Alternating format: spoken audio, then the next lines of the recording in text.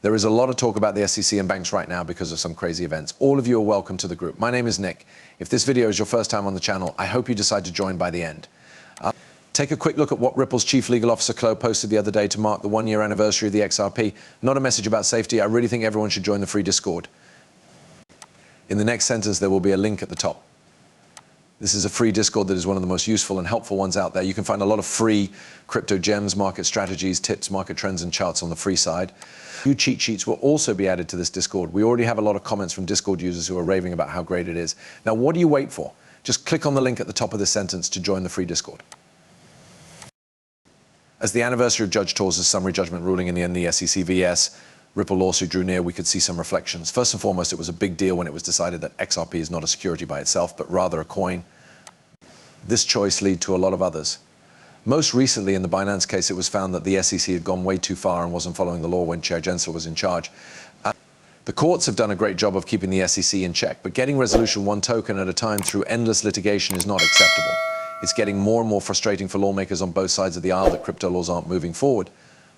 As the US falls further behind the rest of the world, even though our case isn't over yet, we still need to decide what to do about it. It won't change that the judges said XRP isn't a security.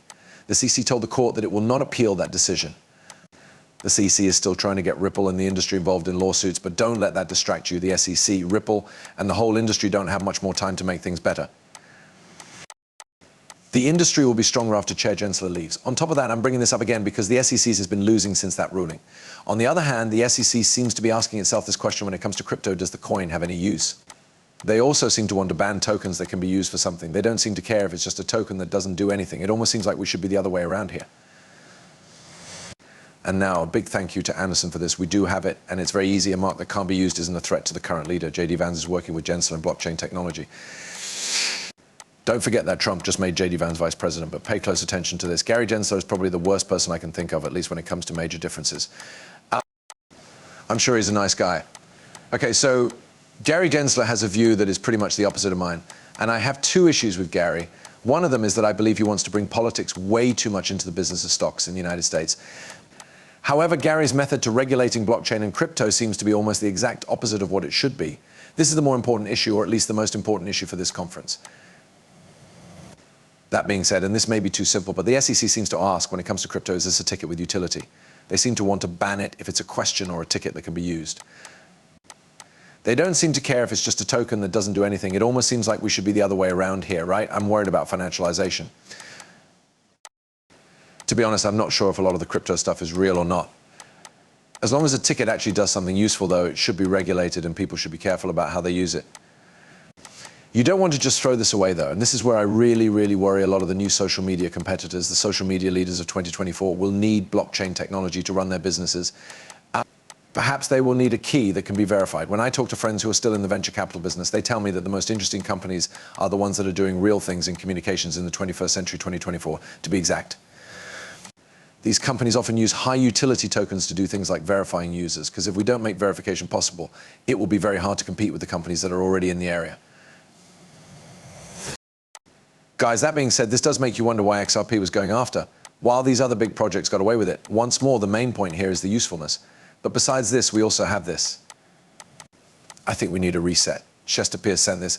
At the same time, Hester Pierce keeps saying how wrong the SEC's policy is. Since the SEC only has limited resources, its enforcement-based method doesn't work for either the industry or US as regulators. Look it over. Much of what I've heard at the meeting is people being worried about regulation through enforcement and the harsh approach the SEC has taken in enforcement cases. As a commissioner, does the fact that so many people in the business see the SEC as an enemy or a roadblock to progress bother you? No, it doesn't. And I mean, I think I've had some of the same worries as you, that we're making policy in this area mostly through punishment. And that's not the best way to do it. Not only does it not work for the business, but it also doesn't work for us as a regulator with limited funds. So I believe we need to start over. We need to include people in policy making whose job it is not to police the rules, but to make them. At the SEC, these are different people. It looks like there are. That's all there is to it. Also, there are a lot of problems at the SEC when we really look at what's going on. Even more recently, in March 2023, when we heard about Operation Chokepoint 2.2.0, the first thing we thought about was taking crypto out of banks, right? Your question might be, Nick, what's going on? Chester Pierce had just asked for a reset. We talked about how badly the SEC is doing its job, so now we're talking about getting rid of banks. Yes, because this is what the CISA are interested in. It's important to remember that this post with JD Vance is about insiders, right? An unusable object doesn't pose a threat to the ones that already have power. When we saw that crypto wasn't being held by banks, it became very clear what the SEC and other groups were up to. It was the Fed, the FDIC, and the OCC, along with other big government agencies, that were after this area from all sides to protect the big banks. Two things that really worry the big banks are XRP and Ripple. Finally, Eleanor Tourette, who used to be Obama's Attorney General, confirmed what we already knew. We have officials who are purposely taking crypto out of banks. Even though the digital assets business needs banks very badly, federal regulators have been working hard to keep banks out of the industry. This proves that to be true. This was put up on July 4th. After this, SAB 121 was thrown out. Also, guess what? New, the House vote to override President Biden's veto to get rid of SAB 121, the CISA anti-crypto rule, was put off after President Biden sent the House an important letter. This is not how we should do business. Look it over. A message from the US President. Thank you, Mr. Speaker. Hi, Madam Secretary. My boss, the President of the United States, told me to send a letter to the House of Representatives. It is known who the man from North Carolina is. It's not a good idea for the government to think that Congress will wait because banks are trying to get a special deal from Gary Jens or the SEC. It's not how a great state should do business for Congress to wait and see if 2 or 10 people are talking before overriding the president's veto of a bad policy that hurts customers, a great country with the best stock markets in the world. This is not how we should do business. A message from the US president. Okay, I agree with Patrick and Henry 100%. Part of the trouble is that many of these congressional members do nothing but talk. None of them do anything. This is not good, but why should we really care about SAB 121 right now? Check this out. It's strange that this isn't being reported on by more people. A number of big American banks are getting exemptions from SAB 121 from the SEC. Thanks to Good Morning Crypto for this, we need to read. A number of big banks are getting exceptions to SAB 121 from the SEC. This means that some banks are no longer getting in trouble for keeping Bitcoin and other cryptocurrencies safe. Customers who keep their money in control are safer with banks than with non-banks because our law says banks can't go bankrupt, making sure that customers' property is safe. But I don't like this because the SEC is picking winners and losers in the TradFi space, just like they did in the DeFi space. We already know who those big banks are, right? I don't think I need to name a few people.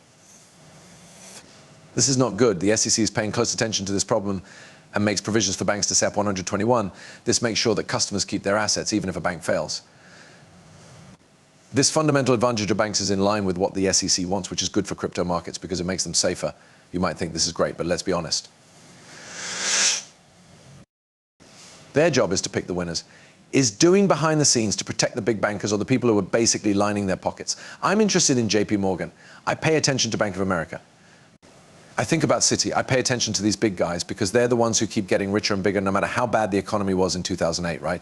There was consolidation in the banking business and guess who won? The big banks. It's a big problem, but the story is the same. Just a slightly different point of view now that Bitcoin is involved. But when we look at the facts, we can see that every single big government body was used as a weapon to attack crypto and shut down banks.